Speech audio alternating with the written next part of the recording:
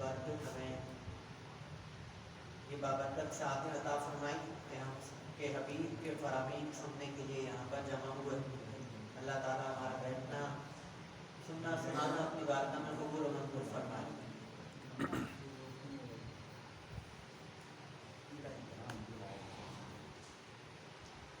आज अल्हम्दुलिल्लाह हम अपनी 18वीं नशिस्त करने जा रहे हैं। अल्हम्दुलिल्लाह 17 नशिस्तें हम अपनी मुकम्मल कर चुके हैं और 18वीं नशिस्त आज हमारी इस हफ्तावार दर्स शरीफ की हो रही है। और इब्तदा तो हम ये बात समाप्त फरमा लें कि आइंदा से अब चूँकि अब जो अगला हफ्ता आएगा तो वो दौरान रमज़ान आएगा और रमज़ान में जो ये हमारी नशिस्त है ना वो असर के बाद होगी, ठीक है ना। इसके बाद होगी असर की नमाज के बाद, यानी असर से मगरिब के दरमियान ये नशिस्त होगी और नशिस्त होगी 20 मिनट की इंशाअल्लाह, ठीक है ना, ताकि हम मगरिब से पहले पहले आपको फारिग करें ताकि आप घर जाकर इफ्तार आराम से करके आएँ। तो आज हम एक हदीस मुबारक पढ़ेंगे और एक ही हदीस मुबारक पर आज हम इक्तिफा करेंगे। बाबु सब्र हमारा चल रहा है और हमने आपसे अर्ज किया था कि जो सब्र है ना वो बर्दाश्त का नाम है, यानी गुस्सा पी जाना भी सब्र है। मुश्किलात पर अपने आप को हौसला दे देना ये भी सब्र है। कोई परेशानी आ गई, कोई नुकसान हो गया, कोई तकलीफ आ गई, उस तकलीफ पर अल्लाह ताला से शिकवा ना करना ये भी सब्र है। इसी तरह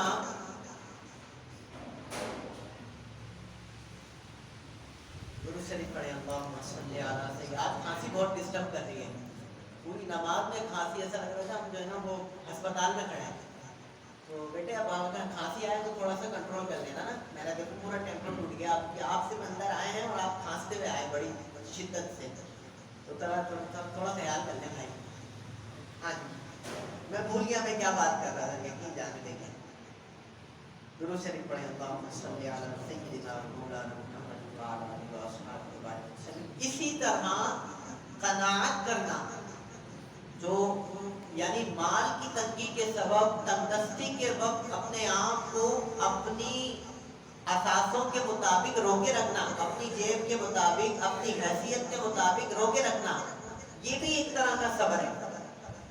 यानी होता क्या है, बाद अहबाब हमारे यहाँ ऐसे पाए जाते हैं कि वो बजाय इसके कि अगर उनके पास कोई तंगी आ जाए तो वो उसमें बमुश्किल गुजारा करने के वो लोगों के सामने हाथ फैलाना शुरू कर देते हैं और शौक बन जाता है उनका। यानी फिर जब उनको फीड मिलना शुरू होती है ना दीगर जराए से, तो फिर पहले तो शुरू में बंदा झिझकता है, लेकिन फिर जब उन्हें आसरा हो जाता है ना कि यार पता है कि मैं इस बंदे के पास जाऊंगा ना तो ये मुझे दे देगा, अब उसकी आदत बन जाती है। और इसी मुताबिक आज की हदीस मुबारक है, तो ये अपने आप को अपने हालात के मुताबिक एडजस्ट करना ये भी एक तरह का सब्र है कि अल्लाह ताला हर बंदे को उतना दे देता है जितनी उसकी जरूरत होती है, उतना तो उसको मिल जाता है।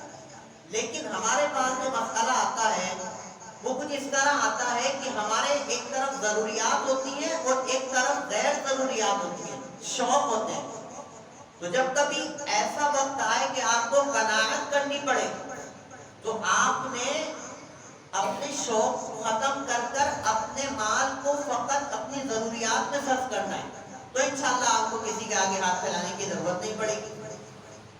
तो ये जो हाथ फैलाना है ना, इसकी मुज़म्मत सरकार अलैहिस्सलातु वस्सलाम ने बयान फरमाई है इस हदीस मुबारक में।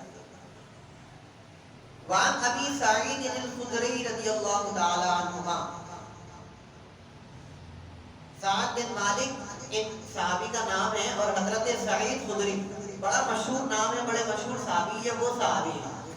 तो ये रिवायत करते हैं, कहते हैं अन्ना नासम मिनल अंसार सअलू रसूलुल्लाह सल्लल्लाहु अलैहि वसल्लम, कहते हैं कि अंसारियों में से कुछ लोग आए और हुजूर की बारगाह में अंसारियों में से कुछ लोग आए और उन्होंने हुजूर से सवाल किया कि हमारी कुछ मदद कर दें, कुछ मांगा, कुछ तलब किया।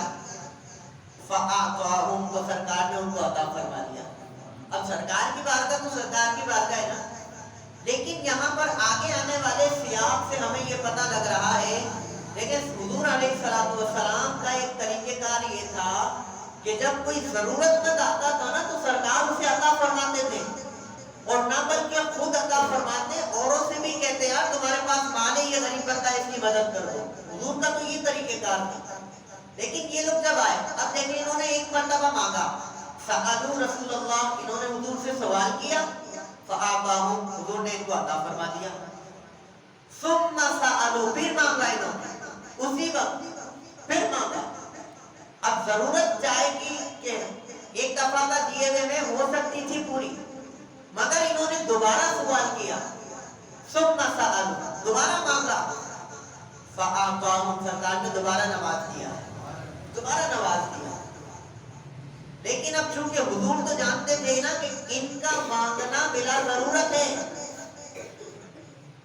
اپنے مال میں سے یہ گزارا کر سکتے تھے، مگر چونکہ عادت بن جاتی ہے کچھ لوگوں کی مانگنے کی، اپنے آپ میں برداشت نہ کرنے کی، تو یہ انہی طرح کا سیاق ہمیں اس حدیث سے ملتا ہے، ایسے ہی لوگوں کے متعلق۔ تو حضور نے جب انہوں نے دوبارہ مانگا تو حضور نے ان کو دوبارہ عطا فرما دیا، اور اتنا عطا فرمایا حتی نفد ما عندہ، سرکار کے پاس اس وقت جتنا مال تھا سارا کا سارا ان کو عطا فرما دیا، سارا عطا فرما دیا، اور فرمایا فقال لهم حين انفق كل شيء بيدي، فرمایا ما يكن عندي من خير فلن ادخره عنكم، فرمایا میرے پاس جب مال ہوتا ہے تو میں خرچ کرنے کے لیے ذخیرہ نہیں کرتا، بلکہ سارا کا سارا لوگوں کو دے دیا کرتا ہوں۔ میرے پاس جتنا تھا میں نے تمہیں عطا کر دیا ہے، اب نہیں میرے پاس مال، جتنا میرے پاس اس وقت تھا میں نے سارا تمہیں دے دیا۔ اب حضور نصیحت فرما رہے ہیں، آگے پوری عالم انسان کو نصیحت فرمائی جا رہی ہے، خاص طور پر مسلمانوں۔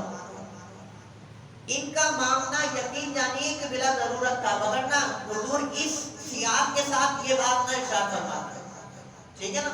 اب حضور نے فرمایا وَمَن يَسْتَعْفِفْ يُعِفَّهُ اللَّهُ، فرمایا جو اس طرح لوگوں سے مانگنے سے بچنا چاہتا ہے اللہ تعالیٰ اس کو بچا لیتا ہے۔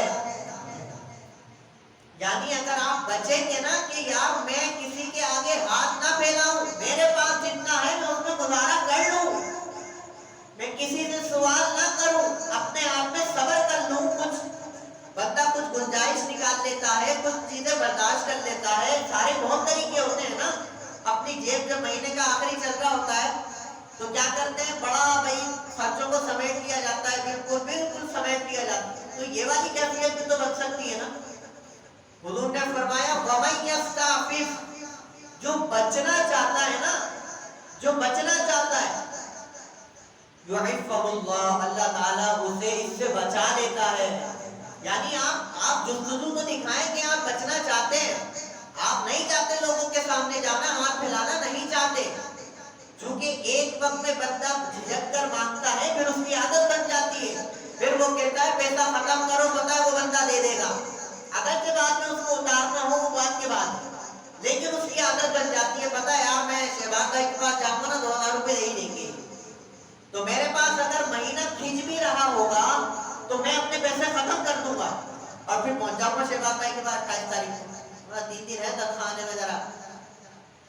لیکن حضور نے فرمایا وَمَن يَسْتَعْفِفْ يُعِفَّهُ اللَّهُ، جو بچنا چاہتا ہے اللہ اسے، بولے دور سے، بچا لیتا ہے۔ تو بچنا چاہیں، کیونکہ حضور نے شرط لگائی ہے، جو بچنا چاہتا ہے اللہ اسے بچاتا ہے۔ اب بچنا ہی نہیں چاہے بندہ تو پھر اللہ بچائے گا، اللہ آپ کے اسی مال میں برکت دے دے گا اگر آپ اللہ سے مانگیں گے، ٹھیک ہے نا۔ دوسری بات حضور نے ارشاد فرمایا وَمَن يَسْتَغْنِ يُغْنِهِ اللَّهُ، فرمایا جو بندہ لوگوں کے مالوں سے بے نیازی حاصل کرنا چاہتا ہے، لوگوں کے مالوں سے چھٹکارا حاصل کرنا چاہتا ہے، یغنیہ اللہ، جو غنی ہونا چاہتا ہے اللہ اسے غنی فرما دیتا ہے۔ دیکھیں نا کتنی بڑی دولت، یعنی حضور خود ارشاد فرما رہے ہیں کہ تم بچنا چاہو تو تم غنی، اپنے آپ کو فقیر مت ظاہر کرو. فرمایا وَمَن يَسْتَغْنِ، جو اپنے آپ کو غنی کرنا چاہے، غنی ظاہر کرنا چاہے، يُغْنِهِ اللَّهُ، اللہ اسے غنی فرما دیتا ہے. اب تم غریب نہیں رہو گے، ہر وقت اپنی غریبی کے رونے رہو، لوگوں کے آگے مت رو. ہر بندہ پریشان ہے، ہر بندہ پریشان، لیکن اس کے سامنے بھی روئیں گے. کوئی پوچھے گا ہاں بھائی کیسے حالات چل رہے ہیں، بس جی گزر نہیں گئی. یا نہیں کیسے گزر رہی، آپ اللہ کا شکر ادا کریں نا. وَمَن يَسْتَغْنِ، جو غنی ہونا چاہے گا اللہ اسے غنی فرما دے گا. یعنی اگر کوئی لوگوں کے سامنے اپنے آپ کو فقیر نہ بنائے، بلکہ وہ کہے کہ میرے پاس ہے یار، میرے پاس ہے، میرے پاس اللہ کا دیا بہت ہے، میرا گزارا بڑے اچھے سے چل رہا ہے. يُغْنِهِ اللَّهُ، اللہ اس کو لوگوں کی نظروں میں غنی بنا دے گا، اور پھر اللہ اسے دل کا غنی بنا دے گا. غنی صرف مال سے نہیں بنتا ہے بھائی، غنا تو دل کی کیفیت کا بھی ایک نام ہے. اور وہ کس طرح؟ اس حدیث کی شرح میں محدثین نے لکھا وہ اس طرح کہ ایک کیفیت یہ ہوتی ہے کہ بندہ، کچھ لوگ ایسے ہوتے ہیں محبت کرنے والے جو سامنے سے آ کر آفر کرتے ہیں، حضرت کسی چیز کی ضرورت ہو تو ضرور بتائیے. ایسا ہوتا ہے نا، آپ جانتے ہوں گے محبت کرنے والے، ہمارے ہم جیسے لوگوں کے ساتھ تو زیادہ ہوتا ہے. لوگ آ کر آفر کرتے ہیں حضرت چاہیے، حضرت کسی چیز کی ضرورت. تو اب دینا کیا ہے؟ کوئی آ کر کہے نا کہ ہاں بھائی، کوئی آپ سے کہے بھائی کسی چیز کی ضرورت ہو ضرور بتائیے، اللہ کا دیا بہت ہے، یہ دینا ہے، انشاءاللہ ضرور بتا دیں. یہ نہ ہو کہ کسی نے آپ کو انگلی پکڑا یا آپ نے پورا پوچھا پکڑ لیا اس کا. کوئی آ کر راستے بس آپ کے ذرا سا اس نے گرین سگنل دیا اور آپ نے بچھا دی گلی مسئلہ پر، تو یہ تو غنا نہ ہوا نا، یہ تو فقیری ہو گئی نا، مانگنا ہو گیا. تو فرمایا جو غنی ہونا چاہے گا اللہ اسے غنی فرما دے گا. جب تم اپنے آپ کو لوگوں کے سامنے فقیر نہیں پیش کرو گے بلکہ اچھا خاصا پیش کرو گے، شکر کرتا ہوا پیش کرو گے، ایک وقت آئے گا اللہ تمہیں غنا عطا فرما دے گا، تم دولت مند بن جاؤ گے نا. اتنی بڑی بات حضور گارنٹی دے رہے ہیں. اور یہاں بھی وہی شرط ہے وَمَن يَسْتَغْنِ، جو غنی ہونا چاہے گا اللہ ہی اسے غنی کرے گا، اسے ہی غنا ملے گا، ہر ایک کو نہیں ملے گا. جو بنا ہی فقیر ہے بیچارہ اس کو کیسے غنا ملے گا؟ وہ نکلنا ہی نہیں چاہ رہا اپنی اس کیفیت سے باہر نا. تو سمجھ رہے ہیں آپ حضور کے، دیکھیں آپ دیکھیں کہ حضور کا اسوہ، حضور نے منع نہیں کیا ان کو، وہ بلا ضرورت مانگنے آئے، منع نہیں کیا، کیونکہ حضور کی بارگاہ تو ایسی ہے جو کوئی آتا ہے تو خالی ہاتھ جاتا نہیں ہے. حضور نے دین کو دیا مگر نصیحت بھی فرما دی. دیکھو مسلمانوں، میرے امتیوں، یہ عادت اچھی عادت نہیں ہے، ٹھیک ہے نا. ہمارے پیشہ ور جو بیکاری ہے نا، وہ سب اسی کیٹیگری میں آتے ہیں. ان کو تو دینا بھی گناہ ہے، کاروبار کر رہے ہیں، ہم سے زیادہ کما رہے ہیں.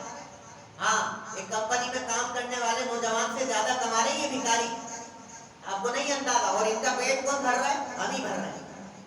ہم بڑے وہ بنے ہوئے نا عاطف تائی، ٹھیک ہے نا. آپ کو اگر مدد کرنی ہے تو میں نے پہلے بھی ایک مرتبہ یہ بات سمجھائی، ان روڈوں پر گھومنے والوں سے بہتر ہے آپ اپنے رشتہ داروں میں دیکھو، اپنے بھائیوں کو دیکھو، اپنی بہنوں کو دیکھو، اپنے گھر میں دیکھو، چچا ماموں خالہ ان لوگوں کو دیکھو نا.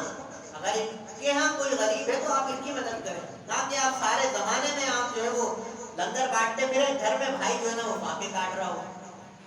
تو فرمایا وَمَن يَسْتَغْنِ يُغْنِهِ اللَّهُ، جو اپنے آپ کو غنی کرنا چاہے گا اللہ اسے کیا کر دے گا؟ غنی کر دے گا. اور آخری بات، کیونکہ باب الصبر چل رہا ہے، اب کوئی یہ کہے کہ بھئی صبر آئے کیسے؟ آپ نے کہا صبر کرو نا، قناعت کر لو، اپنے خرچے سمیٹ لو، یہ کر لو وہ کر لو، ساری بات آپ نے کر لی، صبر آئے کیسے؟ صبر کیا کیسے جائے گا؟ صبر کرنا تو مشکل کام ہے، جیسا کہ ہم نے پہلے پڑھا، یہ ہمت والا کام ہے نا. تو صبر آئے کیسے؟ حضور نے اس چیز کی بھی گارنٹی اپنے غلاموں کو عطا فرما دی. فرمایا وَمَن يَتَصَبَّرْ يُصَبِّرْهُ اللَّهُ، فرمایا جو صابر بننا چاہے گا اللہ اسے صبر عطا فرما دے گا. آپ صبر دکھانا تو چاہیں نا، آپ صابر بننا تو چاہیں نا. مجھے یہ حدیث مبارکہ پڑھنے میں بڑا مزہ آیا. اور مطلب میں جب میں نے مطالعہ کیا نا تو میں نے اس کا مطالعہ اتوار کو پڑھ لیا تھا پچھلے، اور میں نے اتنی میری تڑپ تھی کہ میں بس ہوتا ہے نا کہ بس بیان کر دو یار، بیان کر دو. مطلب حضور نے بات ہی ایسی کرتی ہے نا، آپ اگر اس طریقے پر چلو اللہ آپ کو کسی کے آگے ہاتھ نہیں پھیلانے دے گا، انشاءاللہ نہیں پھیلانے دے گا. لیکن ظاہری مجبوری اور شے ہے، کبھی کبھی قرض لیا بھی جا سکتا ہے، وہ الگ شے ہے. لیکن جہاں پر جتنا آپ کر سکتے ہیں آپ خود سے اپنے آپ میں کرنے کی عادت ڈالیے. یہ نہ ہو کہ پھر یہ والی ساری چیزیں آپ پر لاگو ہونے لگ جائیں. ٹھیک ہے نا؟ تو صبر کریں. مال نہ ہو نا تو صبر کریں.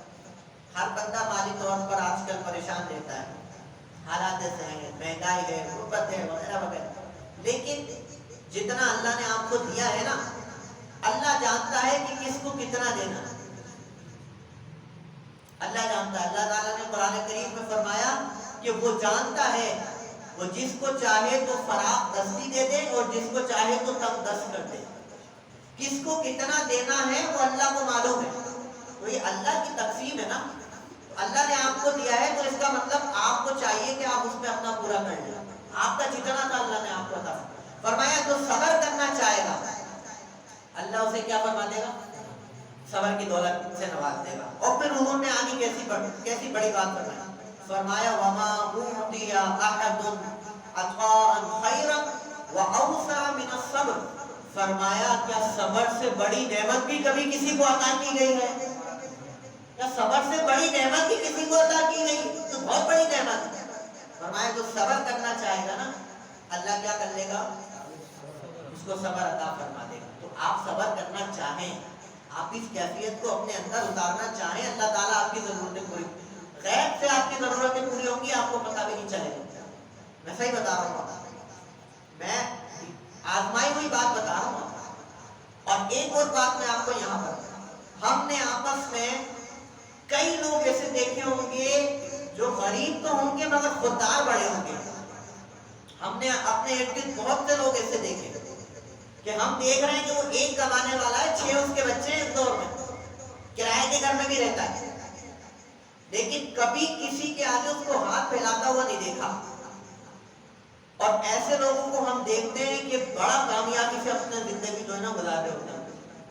نہ وہ کسی کا احسان اٹھاتے ہیں نہ کچھ. وہ کیوں؟ کیونکہ اپنے آپ کو غنی ظاہر کرتے ہیں. کئی ایسے لوگ ہیں جو زکوٰۃ لینے کے مستحق ہیں مگر وہ کہتے ہیں مجھے مت تو کسی اور کو جا کر دینا، میرا گزارا اللہ کے شکر سے چل رہا ہے. تو گزارا کرنے والی بھی تو کرنی چاہیے نا. ہر جگہ فراخ دستی تھوڑی چلتی ہے، کہیں کہیں گزارا بھی کرنا پڑتا ہے. اور غریبی کو حضور نے پسند فرمایا ہے. اگر غریبی کوئی بری چیز ہوتی تو کیا سرکار اختیار کرتے اسے؟ یہ تو اچھی چیز ہے. حضور نے فرمایا یا اللہ تو نے مجھے مسکین پیدا کیا ہے، مسکینوں میں ہی رکھا، میرا حشر بھی مسکینوں کے ہی ساتھ کرنا ہے، غریبوں کے ساتھ کرنا ہے. امیر ہی نہیں چاہیے، دنیا کی دولت نہیں چاہیے.